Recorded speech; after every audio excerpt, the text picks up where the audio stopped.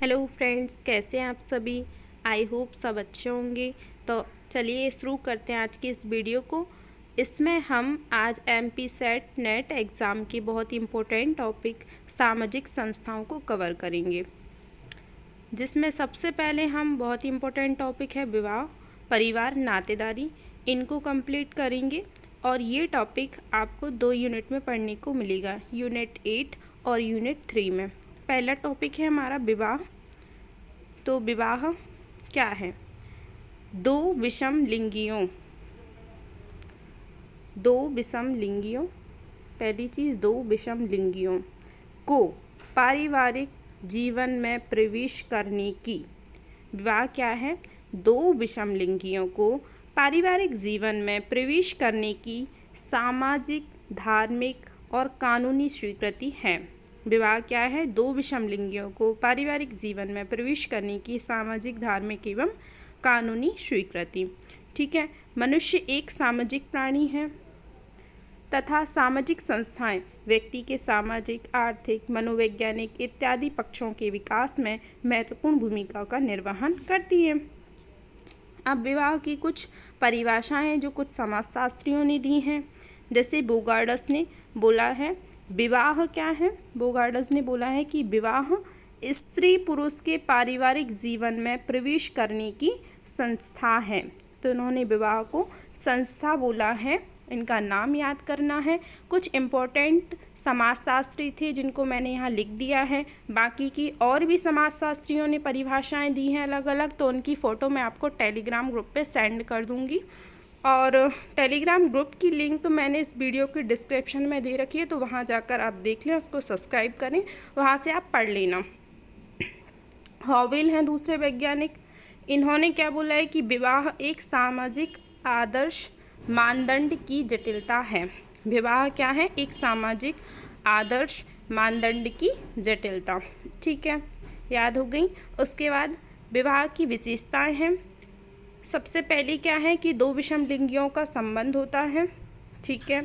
उसके बाद सार्वभौमिक सामाजिक संस्था है। दूसरी विशेषता है सार्वभौमिक और सामाजिक संस्था। विवाह को एक संस्था माना गया। बच्चों के पालन पोषण एवं समाजीकरण की एक प्रमुख संस्था है। विवाह क्या है? बच्चों के पालन पोषण और समाजीकरण की एक प्रमुख संस्था। संस्कृति का एक पीढ़ी से दूसरी पीढ़ी में हस्तांतरण होता है। विवाह के द्वारा क्या होता है? संस्कृति का एक पीढ़ी से दूसरी पीढ़ी में हस्तांतरण, क्योंकि वैध संतान उत्पत्ति को मान्यता प्रदान होती है, तो ये एक पीढ़ी से दूसरी पीढ़ी में संस्कृति को हस्तांतरित करते हैं। ठीक है। उसके बाद आती हैं विवाह के उद्देश्य। तो विवाह का पहला उद्देश्य है यौन संतुष्टि। कुछ धर्मों में, जैसे ईसाई धर्म में, यौन संतुष्टि को विवाह का उद्देश्य माना जाता है। ठीक है। उसके बाद आता है आर्थिक सहयोग, बच्चों का पालन पोषण होता है, सामाजिकरण होता है, भावनात्मक संबंध, ये विवाह के उद्देश्य हैं। इसके बाद आता है विवाह के प्रकार। तो विवाह के प्रकारों में हम 2 प्रकार पढ़ेंगे। पहला है एक विवाह, दूसरा क्या है? बहु विवाह। एक विवाह के अंतर्गत 5 प्रकार होते हैं। एक विवाह के 5 प्रकार हैं, जिसमें पहला है क्रमिक एकल विवाह। ये शॉर्ट में मैंने दे रखी है, उनकी डिटेल आपको भेज दूंगी टेलीग्राम पे, वहाँ से आप पढ़ सकते हो। पहला क्या है? एकल विवाह में, एक विवाह में कि क्रमिक एकल विवाह। दूसरा क्या है? तो एकल विवाह। तीसरा क्या है? जोड़ा विहार। चौथा है मोनोगिनी। पांचवा है अस्थायी एक विवाह। तो इनके नाम याद कर लेना आप। उसके बाद आता है दूसरा प्रकार बहु विवाह। बहु विवाह के 4 प्रकार हैं। बहु विवाह के 4 प्रकार हैं। पहला प्रकार है बहुपत्नी विवाह। पहला है बहुपत्नी विवाह, जिसके अंतर्गत इसको 2 भागों में बांटा गया है, सीमित और असीमित। ठीक है। दूसरा प्रकार क्या है? बहुपति विवाह। तो इसको भी 2 भागों में बांटा जाएगा, एक भ्रातक और अभ्रातक। इसमें थोड़ा सा मिसप्रिंट हो गया है, आपको अलग से लिख के बता देती हूँ कि बहुपति विवाह जो है उसके भी 2 भाग हैं, एक है भ्रातक और एक है अभ्रातक।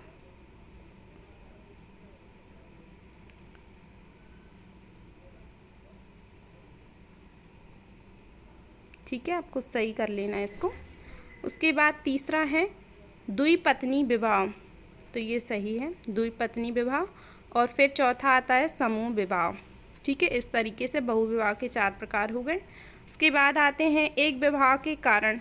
तो एक विवाह का क्या कारण है कि समाज में स्त्री पुरुष की संख्या समान होना। एक स्त्री का एक पुरुष से विवाह हुआ तो एक विवाह हो गया और दोनों की संख्या भी समान होगी।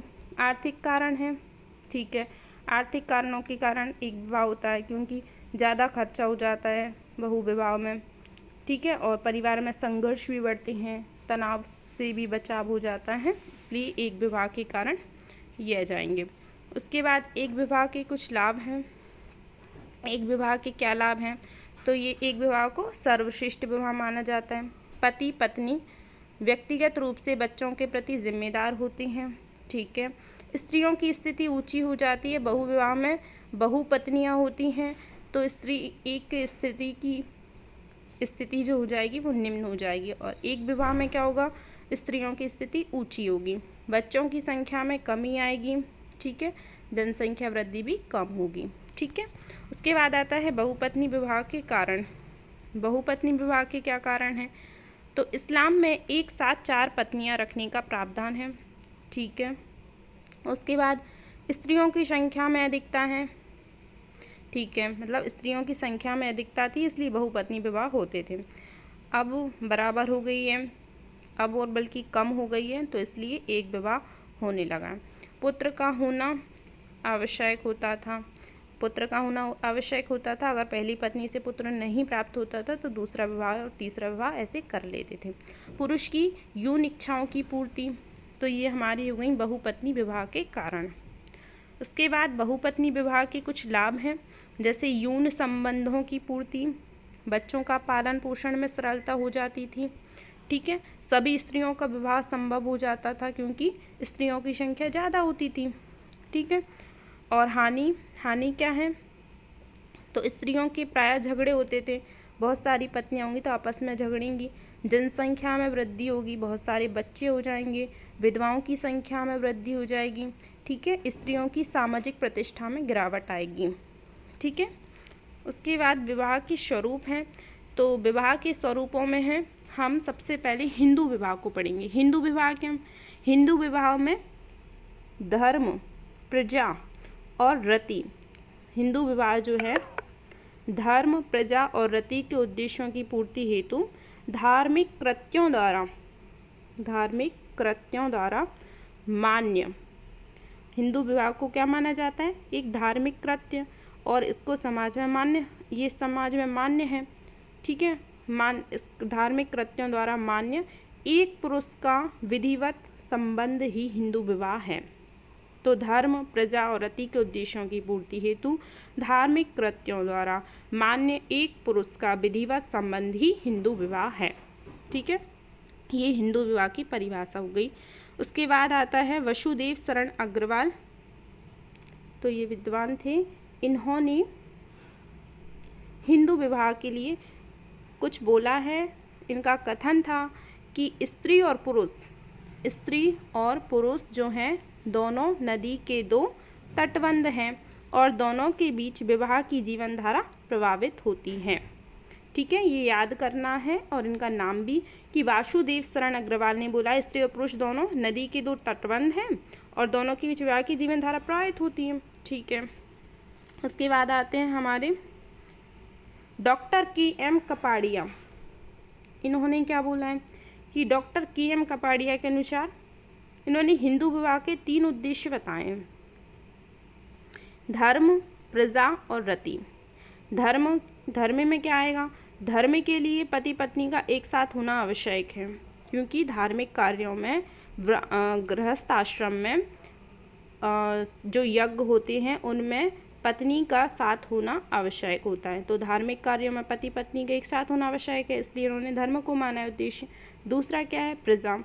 तो पुत्र के पिता के ऊपर ऋण होते हैं, उन ऋणों को चुकाने के लिए, जिसको बोलते हैं पितृ ऋण, उसको चुकाने के लिए प्रजा यानी संतान उत्पत्ति को वैधता प्रदान होती है इसमें, इसलिए दूसरा क्या है? प्रजा है उद्देश्य। पितृ ऋण चुकाना, और 3 प्रकार के ऋण होते हैं। इसमें देव ऋण होता है, ऋषि ऋण होता है, पितृ ऋण होता है। ये 3 ऋण बताए गए हैं जिनमें से पितृ ऋण को चुकाने के लिए विवाह का उद्देश्य होता है। रति तीसरा है। रति का मतलब क्या है? आनंद, यानी यौन संबंधी संतुष्टता का साधन होता है ये, ठीक है। उसके बाद आता है विवाह के प्रकार। हिंदू विवाह के कुछ प्रकार हैं। ये 8 प्रकार के होते हैं। हिंदू विवाह में 8 प्रकार हैं, जिसमें सबसे पहला है ब्रह्म विवाह, देव विवाह, फिर आर्ष, फिर प्रजापत्य, असुर, गंधर्व, राक्षस और पिशाच विवाह। ब्रह्म विवाह में क्या है, इन सबको अच्छे से याद करना है। ये पूछ लिया जाता है कि किस विवाह में क्या है, तो इनको अच्छे से यही याद कर लेना।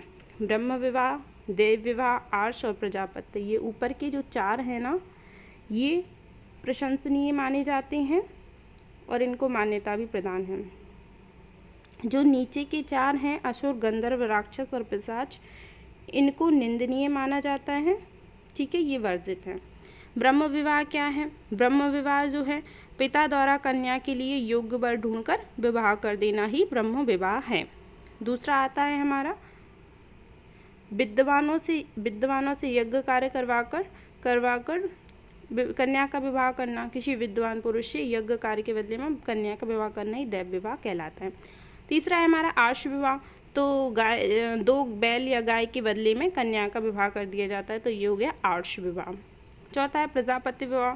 धर्म सहित जीवन व्यतीत करने के लिए विवाह किया जाता है। असुर विवाह होता है, क्रय विक्रय कन्या का इसमें क्रय करके विवाह किया जाता है, ये निंदनीय माना जाता है। गंधर्व विवाह जो होता है वो प्रेम विवाह होता है। राक्षस विवाह में क्या होता है कि अपहरण कर कन्या से विवाह किया जाता है। राक्षस ने अपहरण किया था ना, इसलिए इसको याद कर लेना कि राक्षस विवाह में अपहरण होता है कन्या का और विवाह किया जाता है, ठीक है। पिशाच विवाह है अंतिम, जो कि सबसे निंदनीय और निकृष्ट माना जाता है। निकृष्ट विवाह इसको बोलते हैं। इसमें पिशाच विवाह में क्या है कि नशे में या सोई हुई लड़की से शारीरिक संबंध बनाने के पश्चात विवाह होता है, तो ये समाज में निंदनीय है। निकृष्ट विवाह इसको बोलते हैं, ठीक है।